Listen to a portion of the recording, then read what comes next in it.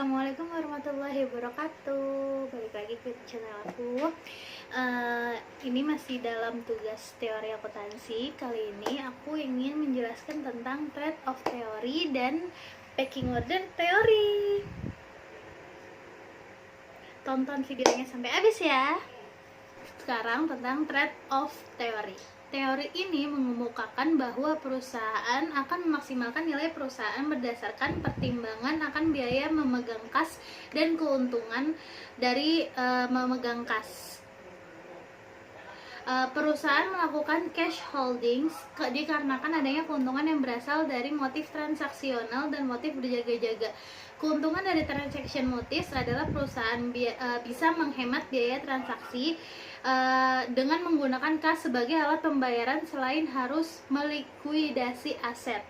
Sedangkan precautionary motives menunjukkan perusahaan bisa menghimpun cadangan kas yang lebih banyak untuk menghindari adanya resiko di masa yang akan datang atau untuk membiayai aktivitas dan investasinya. Kedua hubungan ini disarankan agar persediaan kas perusahaan lebih tinggi ketika biaya naik menurut Keynes 1936. Teori ini berpendapat bahwa tingkat cash holding yang optimal yaitu dengan mempertimbangkan biaya peluang atau opportunity cost yang muncul akibat dari menahan kas serta manfaat yang diperoleh dari kegiatan tersebut. Biaya peluang muncul karena perusahaan lebih memilih untuk menahan kasnya dibandingkan dengan menginvestasikan pada suatu proyek yang dapat memberikan suatu keuntungan.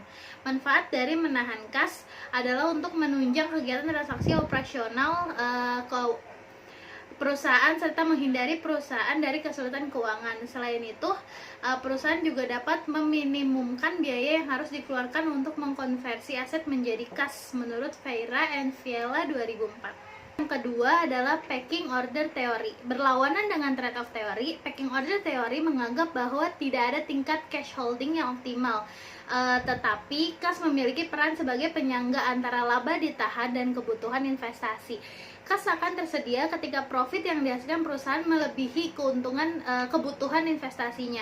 Ketika kas tersedia dalam jumlah yang berlebih dan perusahaan yakin akan profitabilitas investasi mereka, maka kelebihan kas akan dibayarkan kepada para pemegang saham dalam bentuk dividen, menurut Mears and Majluf 1984.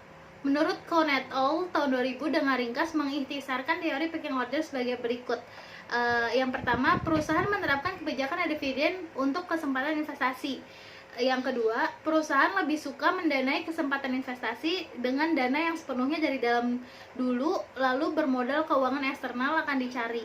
Yang ketiga, saat pendanaan eksternal dibutuhkan, perusahaan akan pertama memilih menerbitkan sekuritas utang, menerbitkan sekuritas jenis modal akan dilakukan terakhir. Lalu yang keempat, untuk mengantisipasi kekurangan persediaan kas karena adanya kebijakan dividen yang konstan dan fluktuasi dari tingkat keuntungan serta kesempatan investasi, maka perusahaan akan mengambil portofolio investasi yang lancar tersedia. Variabel independent capital expenditure juga memiliki keterkaitan dengan teori packing order. Menurut teori packing order, ada hubungan negatif antara capital expenditure dan kepemilikan kas karena capital expenditure dianggap sebagai arus kas keluar. Karena perusahaan yang memiliki capital expenditure berkaitan dengan dana yang dikeluarkan untuk memperoleh aset tetap. Jika sebuah perusahaan berinvestasi dalam aset tetap, hal ini mengurangi posisi kasnya. Perusahaan dengan capital expenditure yang semakin rendah, maka kapasitas hutang perusahaan akan menjadi semakin rendah, sehingga perusahaan akan memiliki jumlah uang tunai yang lebih besar. Dan video kali ini semoga bermanfaat untuk kalian semua. Maaf jika ada kata-kata yang keserimpet dikit karena lidah. Semoga kalian memaklumi. Terima kasih sudah menonton. Assalamualaikum warahmatullahi wabarakatuh. Bye bye.